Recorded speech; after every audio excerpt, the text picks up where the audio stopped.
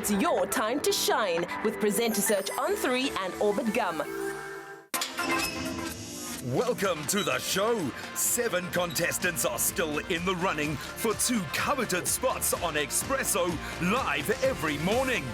They are marketing specialist Dean Woodman, supermom and model Jamie Lee Domberg, passionate educator Sabiwe Harrison Mkhize, community TV host Tato Mashweshwe, Sama-nominated pop artist Jared Ricketts, UCT graduate Klay Adams, and stand-up comedian Nathaniel Davids.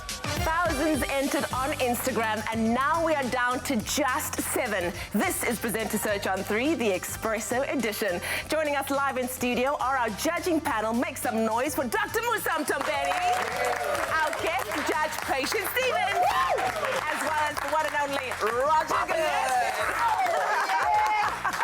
Judges, another week, we're down to 7. 7, right? It's getting trickier and trickier because the best of the best is really what we have now. And it's, you know, as we look to eliminate more people, it's getting more difficult. Yeah. And yeah, it's going to be a lot of hard work. Patience, last week was a hard one, saying goodbye to Olwetu. Oh, it was so hard. Olwetu has such talent, and there's so much talent still here in front of us tonight. I don't know how we're going to do it. Roger, how are you feeling about tonight? So I'm stressed, and because the competition's just gone up to the next level. You guys are missing Olwetu, but tonight, who's next? It's the competition's at the next level. Do you know what I mean? Gotta bring that A game. Well, Expresso isn't called your feel-good breakfast show for nothing. Expresso aims to uplift, empower, and kickstart South Africa's day with a positive vibe. Now, for this week's challenge, each of the contestants must present a feel-good story that not only motivates and inspires the audience, but part of their challenge is to choose the story themselves and do the necessary research to bring the insert alive. At the end of tonight's show, however, one contestant will be eliminated. No pressure. First up, Tato got his chance to find out what it takes to be an environmental hero. The world we live in today generates far too much waste. Sealand is a company that repurposes waste materials into beautiful bags and accessories. Today I'm learning how they play their role in saving the environment. For my full good story, I chose Sealand. The reason because I'm from Port Elizabeth and I'm close to the ocean, and I'm really passionate about saving the environment. And these guys are not only just doing that, but they manufacturing pretty cool handbags and accessories. So that's really quite a cool thing. I'm looking around in this place and I can see there's, you know, different bags made out of various waste materials, and that tells me you got a very big heart for the ocean. Just environment. The ocean. I keep focusing my questions on saving the ocean. I mean, these people are saving the entire environment. I mean, I did my research. That tells me you got a very huge heart for the environment. We do, yeah. Jasmine and I are both avid surfers, and we love living in the outdoors. Love the idea of starting a business that basically took waste materials and upcycled them into high-quality products. And by doing that, we keep our environment and beaches and things like that clean at the same time. There's also a difference, I believe, between upcycling and recycling. Yeah, that's a really great point you've made there. This product over here is actually a really nice example of the difference between recycling and upcycling. So this colorful patchwork in the front is where we've taken old kites from kite surfing. So it's creating a new value from a waste material. Whereas recycling, which you can see in this material over here, is made from recycled plastic bottles, combined with offcuts of cotton waste, made into a new yarn, which then gets woven into a new fabric. Listen, I know that there's people who really work so hard to try and make sure that these look as good as they are now, and that is your staff members. Yeah, the real engine room at Sealand is our machinists, the people that put our products together.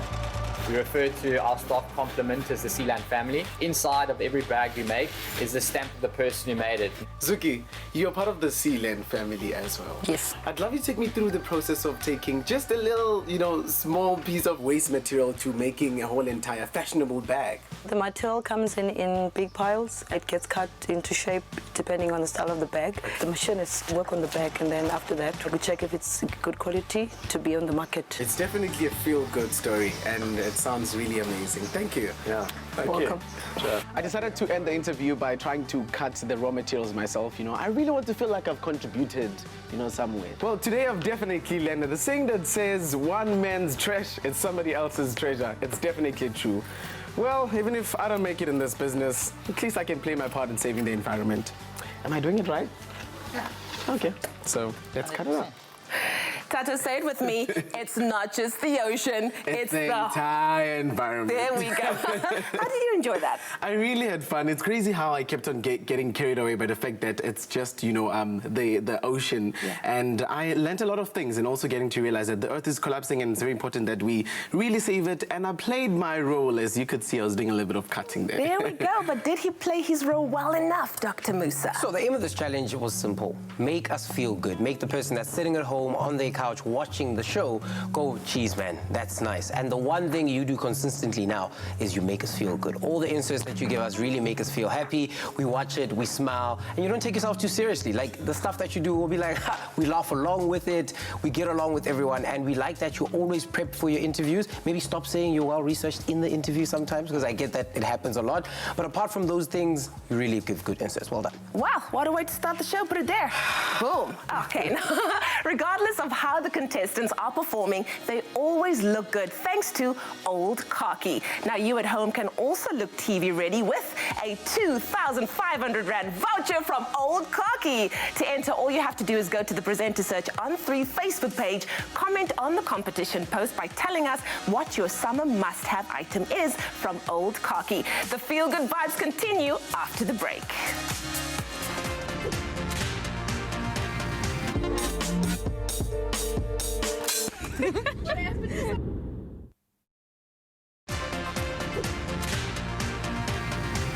And you're back with Presenter Search on 3, the Expresso edition. Tonight, the top 7 contestants are given the opportunity to research and present their own feel-good story. Next up, Klay finds out what it takes to be a volunteer firefighter. And in 3, 2, 1, action. In the Western Cape, wildfires are one of the biggest threats to the natural environment and people living on the urban edge. Today, I am meeting with an organization of brave men and women who have been fighting these fires for the past 2 decades. Whenever a wildfire breaks out, it dominates the news. We see all of these devastating videos and pictures, and we forget how much work goes into helping stop these wildfires. And so I just really wanted to meet the people who wear the invisible capes. They are ordinary human beings with a 9 to 5, but decide to use their spare time to service the community. Hi, Pete. How are you? All right, yourself? Very well, thank you. It's very nice to meet you. The wildfire services have been operating for 20 years. 20 years of saving lives, the environment, vegetation. How did it come about? Well, it started off in the year 2000 from the big fires through the Cape Peninsula area. Yeah. It burnt about 8,000 hectares from there. Oh, wow. So a couple of people under the auspices of Table Mountain National Parks, which was then Cape Peninsula National Park, got together to create this organization. I enjoyed the way that she asked the questions. She kept it light and took the pressure off. I felt very comfortable after the first question. It seems like you've grown so much the past 20 years. I'm seeing these awesome cars behind me, and I can imagine it's not an easy operation to find. How do you guys keep it going? Because these vehicles aren't cheap to run, the equipment and things like that. The PPE and the full clothing that I'm wearing is about 3,000 Rand per person as it stands. Oh, wow. We do a lot of fundraising ourselves with support to the public. And then occasionally some corporate sponsors come on board. I would absolutely love to meet the rest of your team. Yeah. We do have a couple of them on duty today, so let's go. Okay. The director briefs me and tells me that I'll be talking to more than one person, and I need to be clear as to who I'm directing my question to. Otherwise, they're just going to stand there and look at me like, who are you talking to? We're doing, can I please be Peter? Yeah. Oh, Peter! Kelly, why do you do what you're doing? I want to give back to the communities and the excitement that goes with fighting the fires, obviously. There's excitement in that. Oh, a lot. A lot of thrill, I can imagine, and anxiety. It's amazing what a small team of people, like 8 people, can do. You arrive in the morning, you see there's fire everywhere, and you think, oh, how are we gonna do anything about this? And then with a bit of hard work, 8 people can really get the fire under control, and it's just a really satisfying feeling. And William, you've been doing this for about 11 years now? 11th season coming up, yeah, great. That is intense. How has the journey been so far? It's been awesome. I mean, I'm passionate about the environment, and this is an ideal opportunity to give back. I mean, you're in a unit with people from very diverse backgrounds. young, old. I mean, our ages range probably from around early 20s to some guys in the early 50s are still on the fire line. Yeah, I'm one of those. And, but really, from my point of view, it's a stress relief. I work for a big insurance company, but I love being on the fire line. Okay guys, I'm here, I'm ready. Please put me to work. Yeah, we can go do a drill outside. We can show you the drills, we can get these guys working, and then you can jump in as well. Presenter Sir John 3, Kuhle Adams reporting for duty. There I am, helmet on, with a hose in my hand, and Christina having my back. I'm ready to be a firefighter. I can feel the water! I do think she did a good job. It's something that I'm not familiar with, but I've enjoyed the experience. You don't need superpowers to be a superhero. All you need is courage and the will to serve. Christina, let's do this. I know it's just a training drill, but I can imagine a real-life situation with actual fire around you, walls of fire, and all you have is the support from your team. I have to commend these brave men and women. It's very inspiring. Well, you're used to bringing the fire, and now you're putting out flames. How did you enjoy that? It was absolutely amazing. It's so inspiring to meet normal people who have day jobs, who choose to use their spare time to serve the community. So for me, it was an amazing experience. Wonderful. Roger, was it hot or not? It's really cool to see the ladies taking charge. You look excellent with your hose. Just to remember, it's a competition. It's kill or be killed. There are serious players here, and we do have our eye on you, so we have to be critical though at this stage of the competition. I think you called him Pete instead of his full name, Peter. Now, me personally, if you were interviewing me, I wouldn't have had a problem with that, and I get what you were doing. You were trying to make him feel relaxed. But I think the lesson here maybe was to check with him maybe off camera or just to get to know him a little bit better. But other than that, I really enjoyed it. It was really good. Really good. Well, next up we have some P, where let's see what he does for his feel-good story. For my feel-good story, I have decided to work with Pebbles Project. And they work in the farmlands around the Western Cape, where they basically educate young children within those communities. And they also do like a whole lot of things in terms of nutrition and youth development and stuff. So that's what I chose. Empowering a child with education is empowering a community. It's like dropping a pebble in water. It has a ripple effect. This morning, I'm in the Cape Winelands and I'm finding out about an organization that does exactly that.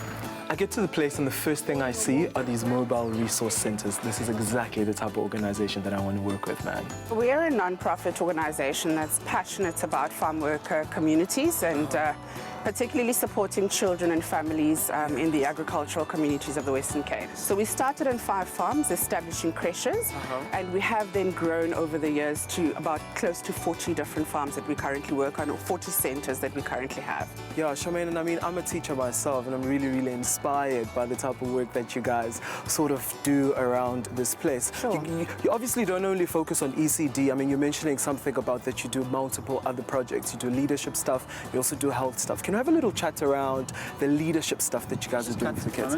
You keep asking her if we can have a little chat about. Oh. That's a weird way to ask a question. Oh. I keep asking my questions in such a weird way. I keep wanting to have a chat about this and a chat about that instead of actually asking the questions. I absolutely love the holistic approach that you have to focusing on the health and the education. I'm dying to meet some of your children. Could we meet some of the children that you work with? Absolutely, let's go on. Children make me so happy because they're so happy. So I think this is the part that's going to bring the life into the whole insert. Hi! Hello! As soon as he walked into the creche, you could tell that he's got a passion for education or for children as such. Hi! I love you guys so much.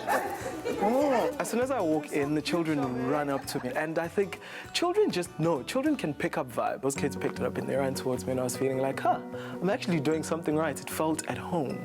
Oh, Charmaine, what a beautiful space you've got here. I mean, there's so much visual stimulation. It's so colorful. Do all of the children in this exact room have parents that work here in the farm? Absolutely. So with the farm worker communities, it was about how best we can actually serve them. So yes, you've got children that are attending the facility and their parents are just a stone's throw away, either working the vineyards or actually being based in the cellar on this particular farm. So this is Primrose, and she's one of the parents that we currently support on the farm. So when is this Primrose Kunjani? So one of your children is actually in this, can I start again? So one of your children is in this establishment. One of your beautiful daughter is in this class. Oh, your class. Yes. Tell me a bit more about how the Pebbles Project has benefited you. Cool. But your beautiful daughter is in this classroom. How has Pebbles actually helped you and your family? They have been helped us a lot, to be honest, because meeting one of the moms that's part of the Pebbles Project really put the whole thing together, because that is literally what the whole Pebbles Project model is about. You're doing so many things. What are some of your immediate needs? So we basically run a non-profit organization, so generally relying on donations to continue to provide the services that we do to our beneficiaries. People can just visit our website and see the variety of ways that they can get involved. I think the Pebbles Project got the respect that they deserved in terms of the story that I tried to tell, because not only did we tell what they do, but we also showed it's an initiative that everybody needs to get involved with, and we did that pretty well. Awesome, big and healthy. I think Simpiwe is a great guy, a little bit shy initially, takes a while to warm up to his environment or surrounding. But I think he's got a future perhaps in TV. I don't know how the challenge went, because like previously I've had instances where how did the challenge go? And I was like, the challenge went well, only to come back and the judges say, didn't go as well as I thought. So I don't know how this challenge went.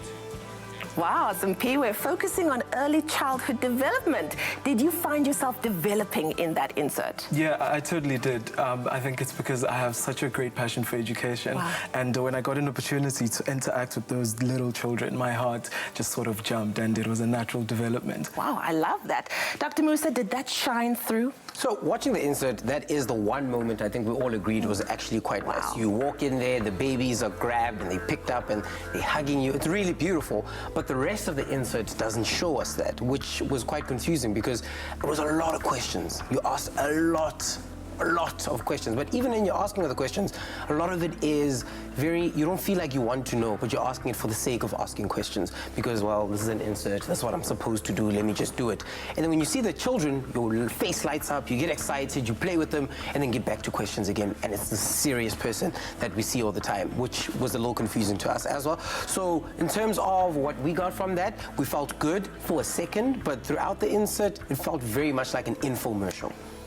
Well, the feel-good interviews continue. 3 down, 4 more to go. Let us know on social media what you think of the contestants so far using the hashtag #PresenterSearch on 3. We'll be right back after the break. Do not move a muscle. Only the highest grade 100% Arabica beans. Great coffee, simple.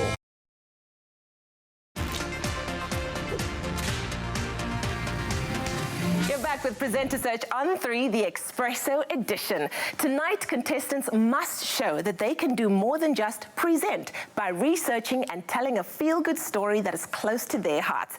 And tonight, Jamie finds out how music can uplift a community. Artscape is easily Cape Town's most iconic venue. Artists from all over the world have come to perform here. And today I get to learn about an organization that is helping to shape the next generation. I feel very excited and confident to come into this challenge today. I know that I'm going to hear them play and just experience and live through their story.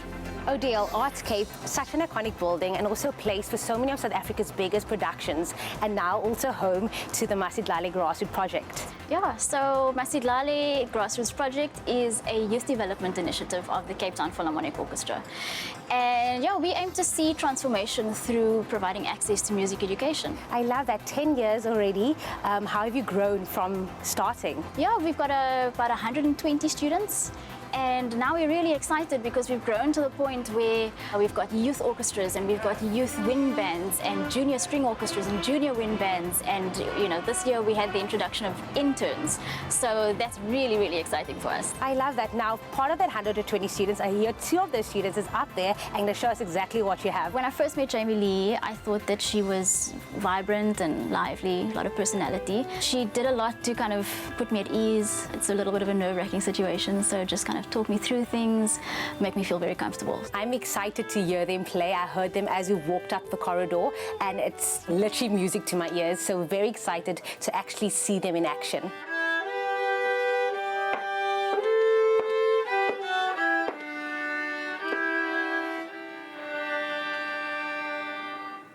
Amazing! That was beautiful. Hi, I'm Jamie. Pleased to meet you. I'm Snazzy. Pleased to meet you. Oh my word. When Odile told me that you guys have been part of this program for such a short period of time, 5 years, you must have seen a lot of growth. How have you grown in this program? Drastically, I mean, it's a dream come true. I've been dreaming to be a part of this group since I was small though. It's very tough because I'm used to presenting or just interviewing people that are so confident and comfortable in front of the camera, but I had to understand that their way of speech or speaking is through their music, and so I found that Odile was much easier to speak to, and I always had to revert back to her and ask her the more in-depth questions, and with Sinazo and Carlisle, just to keep it very brief and make the answers as short as possible. Sinazo actually came through our program as a Masitlali student.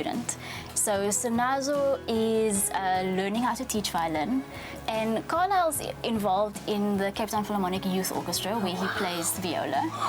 And as part of his intern duties, he's learning to become an arts administrator. So he works in the Cape Town Philharmonic Orchestra's office. How do I sign up? So will I be able to sign up and play? Well, we're for children. Okay, thank you.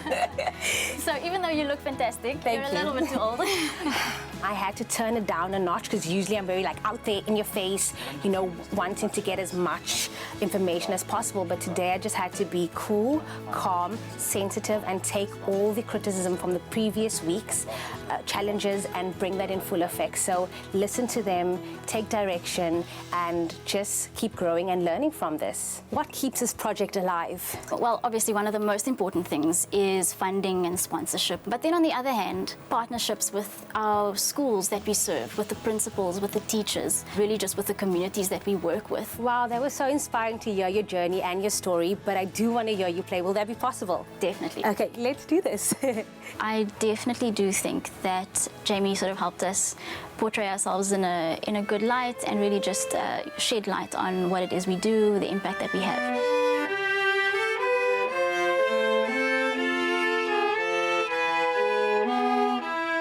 I'm getting goosebumps just watching them and how this all unfolded, to hear their story, to hear their journey, and now seeing it come in full effect is so beautiful.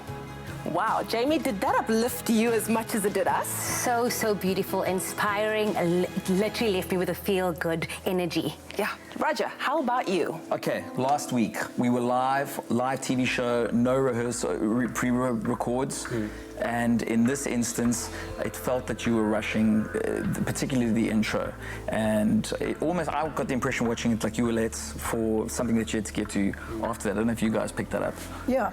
And that also, when you did that interview with Barry Hilton, you weren't listening to what he said. You were turning around, you were looking at your cell phone, you weren't focused on him as a guest. And I felt that happened again now, that your guest must be the most important person who you focus on, and they must feel comfortable. And they won't feel comfortable if they're feeling you're rushed and wanting to be somewhere else. You need to make that guest feel that they're the most important person in your life at that moment. Having said that, the highlights, obviously, really beautiful musical piece. It was heartfelt, and we thought it was a really excellent story choice.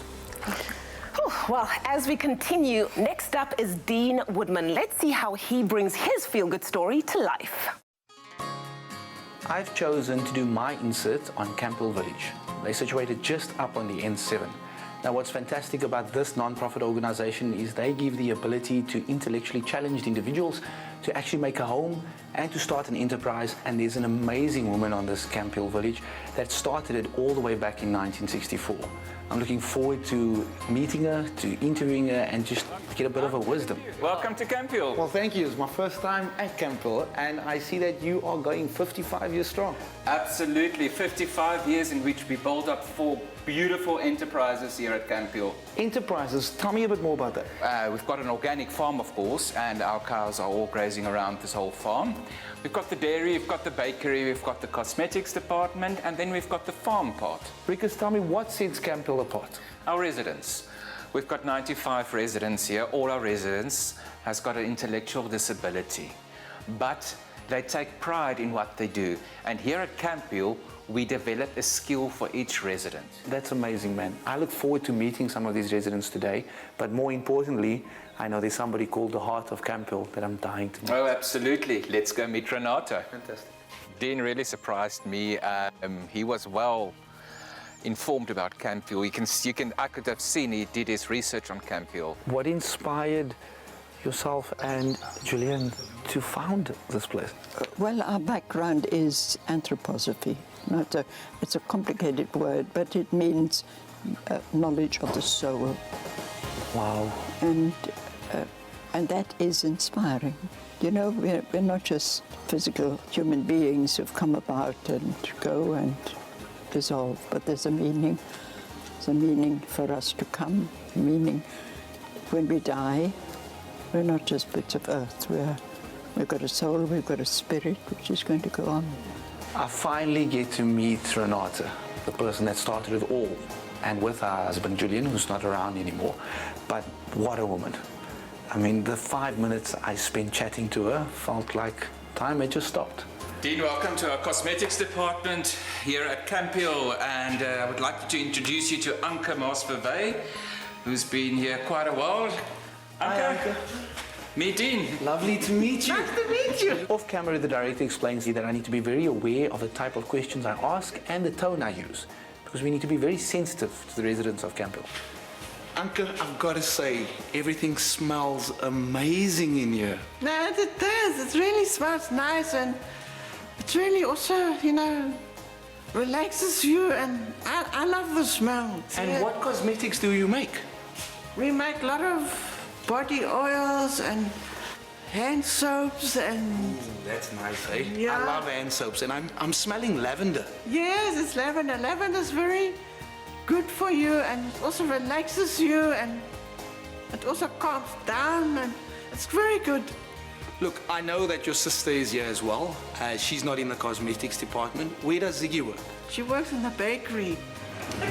Is this Ziggy? This is Ziggy, yes. Hi, Ziggy. Hi. Dean, nice to meet you. Thank you, thank you. I just have to say, Anke, I think this smells better than the cosmetics section. Just saying. Ziggy, tell me, Anke was telling me earlier that you guys have been on Campfield for 34 years. Yes. So this year I am 31 years in the bakery. In November, they gave me my 25th year. It was so nice. Really, it was great. Really? Yeah. And that's probably why this bakery smells so good, because you've put in so many years into it. I mean, what are you making right now? I'm making light white bread, which is made with white flour, salt, and sourdough. So if my mom sees me here, she's going to want to make sure that I know how to make this. Yes. Can you put me to work and show me how to do it? Okay. Okay? Yes, and get all the baskets. He's a very down-to-earth person, and he really connected with the residents, and he showed interest in the stories that they told him. And you can see they felt comfortable with him, and that's a very important thing. The residents doesn't always feel comfortable with everybody walking in here. I'm rolling bread, but I've been watching Ziggy do it, and she's doing it without even looking. I mean, she's talking to me and just going, and I'm like, can you give me some way on how I'm supposed to do it? And she's like, yes, like this, like that. I mean, she's good. But for me to do it as my outro link, I wouldn't eat that bread if I was you. Well, I may not be the master of bread making, but I've had the privilege and the honor today of meeting people that are masters in their very own enterprises. Ziggy, Anke, what do you think of my bread? Looks very nice. Very nice. Yes. It's called a petite bakery. Wow, Dean, a bread maker now, are we? Well, not really. I mean, they do way more amazing things than what I try to do. Do you think you might quit your day job? Not a chance. Oh, okay. What did you think of those bread making skills? Could you smell it through the screen? I could smell it through the screen, but the most important thing to me was the great respect that Dean showed for the three women in that story, that how kind he was to Anke and Ziggy and Renata, how respectful to that woman who's built this amazing foundation, doing something so special for other people. And I related to that. I think it's terribly important. It comes back to what we said to Jamie Lee. You have to make your guests feel important and valued, and you did that. You made all three of them feel valued, and thank you for that. Wow. He's back from the bottom three, huh? Boy. And we heard stories afterwards about how you, off camera, were making a lot of effort to, like, even singing with some of the guests. It was really cool. Heartstrings, man. Thanks, man. Thanks. Back with a bread-making punch. Well, which of the top 7 contestants made the most of their time to shine? You can let us know on social media using the hashtag #PresenterSearchOn3. And with 2 more contestants left to go, we'll see you after the break. Great talent, great coffee. Simple. See you after the break.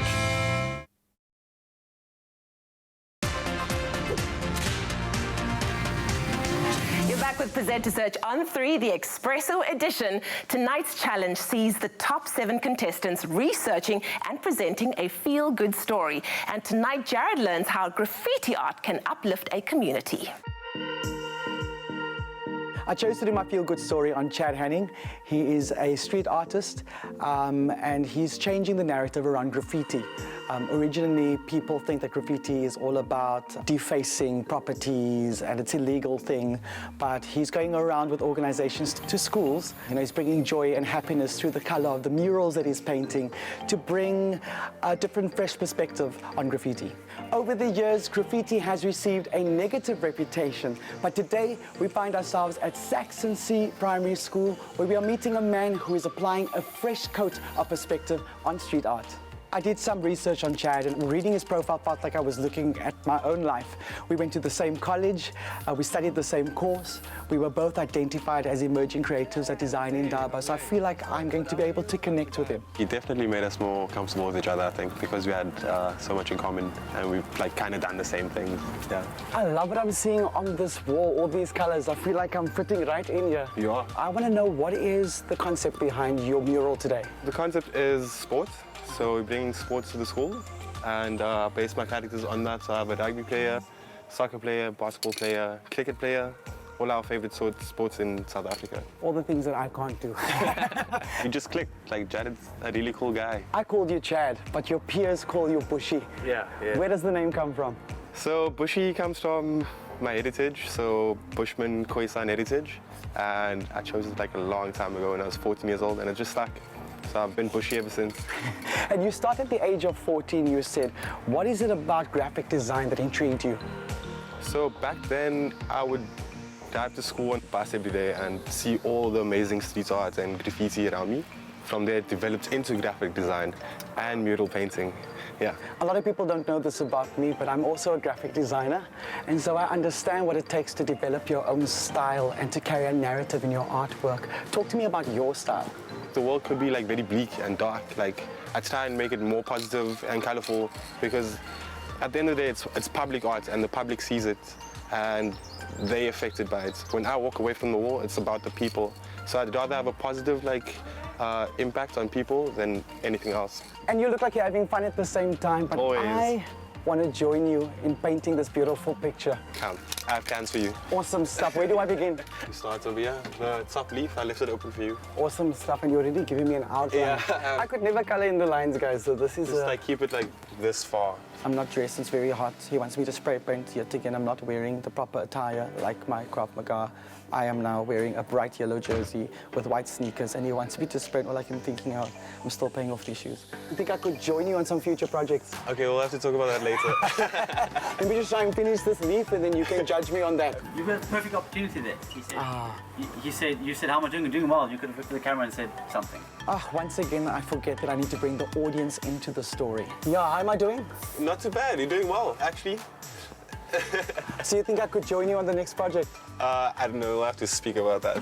Let me finish this first leaf, and then you'll be the judge of that. Yeah, okay? Exactly. I think it went well. I think it will do really well. I'm not sure how this challenge went, really. I collated all the information about the person I was interviewing, but I feel like I'm like a Rolodex of questions, and there's so much going on in my head, and I'm not getting to everything. So I will have to see what the judges say. I think he's going to win.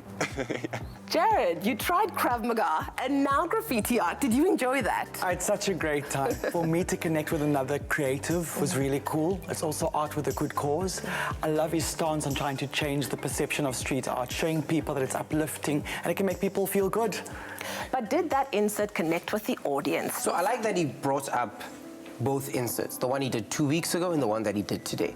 Because if you look at the presenter that did it 2 weeks ago and the one that did it today, it's the same presenter going for two totally different inserts, which is not necessarily a good thing. So the things that I noticed as well, and we noticed as well in the insert, a lot of questions and very little like doing of stuff. So I get that you have questions, that you've prepped for a lot of questions, that you're ready to see this guest, but sometimes over preparation kills you because you're so ready to ask the next question, that the team is sitting there with 4 hours of footage knowledge, but there's actually nothing that they can do with it because you've just asked questions, which is a bit of a bad thing there. But otherwise, it was a good insert. The only problem is that there are some very good inserts that are here today. Yeah, the competition's on. It almost, there were times where it felt like a bit of a Q&A, you know, and you say you're passionate and you're connecting with somebody you can relate to, but it didn't quite come across to me. Sure. Well, with 6 down, there's 1 more to go. This is Nathaniel's feel-good story.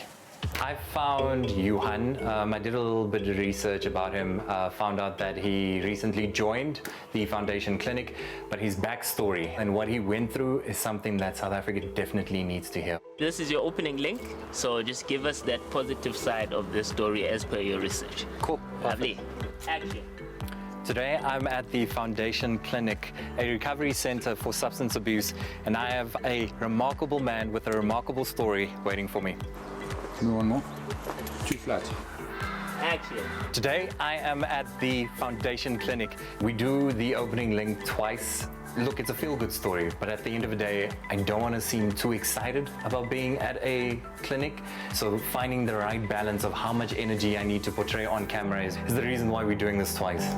So I don't know how presenters work and how they go about doing their stuff, but Nathaniel called me 2 days before and he started asking me questions to build rapport with me, but also just to find out about me. He told me about the whole process and how everything's going to work. He made me feel comfortable, and I really, really appreciated that about him. And then when I met him, he was just so authentic and we just hit it off. Johan, I'm so glad to be meeting you. The treatment center is not just for substance abuse. You guys do more than that, right? Yes, yeah. We a non-profit organization, and we look at training recovery coaches, treating the disease of addiction, and empowering people. Finally meeting Johan, and he's a ball of energy, a ball of love, a ball of light. Definitely the kind of guy that you can sit down and have a very long conversation about, but warm individual from the get-go. Johan, addiction is obviously something that you had struggled with in the past. Yes. And it is the reason why you're here. And this wasn't always your home. Yeah. What was home? So home was out there on the streets. I was a beggar. I was one of the guys that you would see standing there with a cup in the middle of the road, dirty, with a beard, full of lice, begging for money. Yeah. Begging for money for food, but begging for money for drugs. The complete process of dehumanization that caused me got me eventually to a point after 2.5 years where I realized that this is not what I want, and I'm dying. I'm listening to Johan express his experiences, and I won't lie, this one really hits you, you know, emotionally. There's a chord that's struck, and I'm trying to think energy, energy, energy, but, you know, I genuinely am getting a bit emotional and feeling a bit of a frog in my throat, but it's all worth it, and this is why I'm here, you know. It just changes your perspective, something that makes you really think twice about how you treat your fellow human. I've done some research on you. You are fundraising at schools, you are speaking at schools. Why is it so important for you to give back? Because for me, connecting with other people and inspire other people and help other people is how I stay clean. And there's actually a room we can go to, and I can go show you what I do. I told you this guy's remarkable. Let's go. So Nathaniel, this is our wellness group, and these are all my friends that I do it with. How you guys doing? Good. Fantastic, man, fantastic. How's my man? When I asked Nathaniel to join us in our wellness circle, I was a bit nervous because real stuff happens there, but he came in and he listened, and I could see him connect, not just with me, but with everybody else, and I could honestly see that something changed there with him. I won't lie, I am truly, truly mesmerized, and what you guys, I mean, the connection in there, everybody understood your story, they connected to your story so much. Thank you. Have a seat. It's as if I was part of this group, very inviting group. Is this what always happens? Yes, so part of what happens is, you know, we get taught here that the opposite of addiction is connection. And what you felt in that room is the human experience of connection, connecting to each other's pain, but also, you know, connecting to overcoming stuff. Johan, I can tell you now, cameras aside, show aside, in the beginning of the link, I said that I'm going to be talking to a remarkable man. And I told you that he has a remarkable story. You have inspired me. Thank you so much. It's my honor. It's really my honor. I think the emotional intelligence and the empathy you have to show with a story so sensitive. So I think I've managed to find that balance of making sure that I relay the story, give the energy that it needs, but also be as empathetic as I possibly can. And on a personal note, it's really inspired me. So all around, very, very feel-good story. I deal with a lot of presenters and I deal with a lot of public and press and so forth. And the way I found Nathaniel was incredibly professional, yet also very human. He didn't want to be over the top, he was just real about it. Such an uplifting story. How did that make you feel? Leigh-Anne, I think I said it in the insert, outside of the show, that was one of the most inspiring guys I've spoken to. I left that chat with him feeling so much more appreciative of life as a whole. Despite the competition, despite what the judges have to say, I felt so good after that, and it brought tears to my eyes, man. I was super humbled. Sure, but did it bring tears to the eyes of our judges, Patience? Definitely. Wow. I mean, when I sat there and you moved us out of the insert, it wasn't just television, it was a very real emotional moment between you and Johan. I wanted to cry too. And at that moment where you can inspire your viewer to cry and to feel those emotions with you, that is magic television. And I congratulate you on that. It was such a very real moment. Can I just say I saw a completely different Nathaniel, and I know your strengths are you're a fun guy, you've got comedy, you're always looking for a gag and a laugh. This was like a whole different side to you, which was so fascinating. It shows that you're really versatile and you can do a lot of different things on the show. It was really cool. It's very dynamic. That's the thing about it. So when you first come on, we're like, oh, here we go again. Yeah. Funny times. And then at the end of it, you're like, yo, do I have heartburn? Why am I feeling things in the wrong places? So very good insert. Sure, we started off great and we ended off even better. Put it there, Nathaniel. Well done. That is it for the Feel Good Challenge. You can let us know on social media who you think should stay and who you think should go home using that all-important hashtag, #PresenterSearchOn3. And after the break, we find out the judges' feedback and final verdict, so stay right where you are.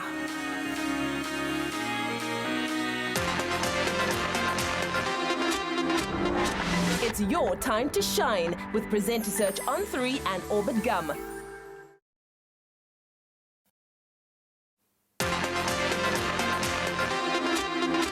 And we're back. It's Presenter Search on 3, the Expresso edition. Now, contestants, are you ready? The judges have watched each of your feel-good stories, and after much deliberation, they will now announce the bottom 2 for this week, starting off with Dr. Musa.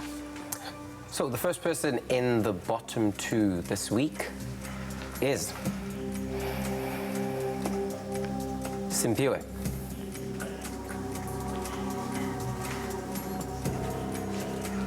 Roger.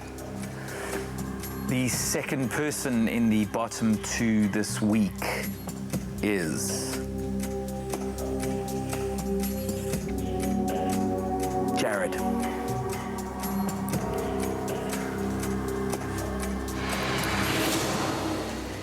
Judges, what are your final critiques for Simpiwe and for Jared? I'll start with Simpiwe. Simpiwe, our big issue is that every week you find yourself in the bottom 2. And that means there's something definitely that isn't happening, or something that you're not doing, or something that you're not improving upon. But we'll watch in subsequent weeks and the same thing still exists, none of the problems are getting fixed. And I mean, some of the times I think you got saved by small technicalities, like someone not linking to a thing. But in other weeks, I think it was just an issue of you not just stepping up. You're not taking it to the next level. It's as if you don't want to be here, you don't want to win. And I think that's evident. Simpiwe, when I saw the first story which we did on you, and you were telling us how you sang to your plants to make them grow, and you showed us how you did that, and I felt inspired. I thought, wow, Simpiwe is a winner, that I relate to this, that he's singing, he's communicating, he's making things grow. And the fact that you're a passionate educator doing things for children, that is so important.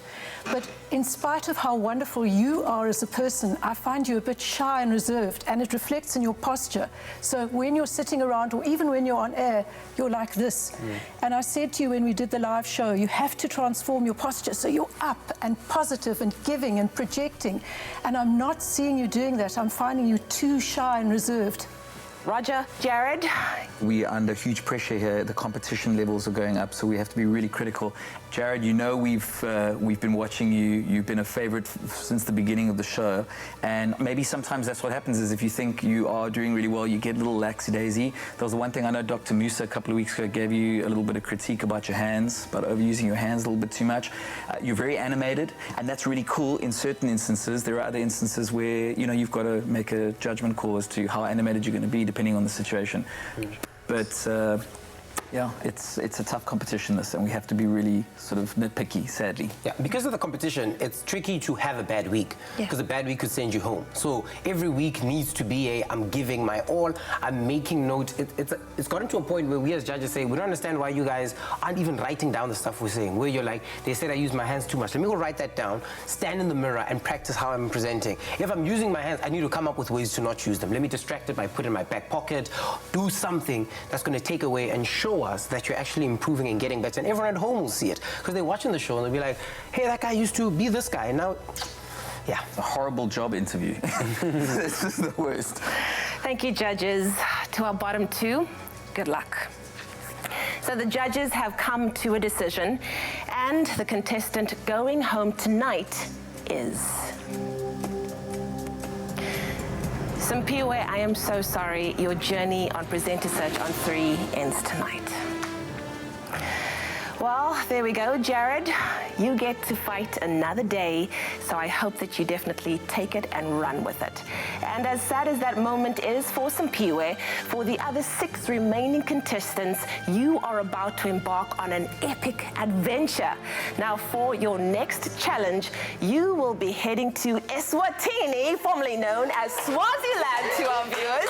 So join us next week as we explore the beautiful country and send one more person home, sadly. But until then, celebrate with them, and good night, South Africa. Last week I was in the bottom 2 with Simpiwe, and that was surreal, so I know exactly what was going through his mind, and he's been there thrice. It was the normal feedback that you're not getting it right, you're not doing what we want you to do. We felt happy when you were with the kids, really appreciated that, because literally kids make me happy. So the fact that it was just a thing that said, okay, cool, maybe let's stop with you. We'll probably pick it up some other time in the future, but the fact that it's over, I'm quite relieved. And the end results, I mean, as much as I could celebrate, it was a bittersweet moment, because it's like you've created a bond with these people. Now you see them leave one by one, and it's so sad. But at the same time, it's like, passport gang, we're going to Swaziland. With the way the competition is set up, in no way, shape or form can you be ever too confident, and I always take all the credit as my own credit that they give to everyone else. So with all that in the back of my mind, I'm looking forward to Swaziland. My passport is yet to be touched. It is squeaky clean. I'm going to Eswatini. I'm really excited to be joining the gang. I literally thought it was going to be my last time seeing them again, and that's always not cool, because we build these relationships, these friendships, and then we're going to be like, bye, but yeah, bye. It's always awkward, you know. But I'm happy to be on the other side of the coin, getting to travel with this amazing group of people. It's your time to shine with Presenter Search on 3 and Orbit Gum. Another feel-good production.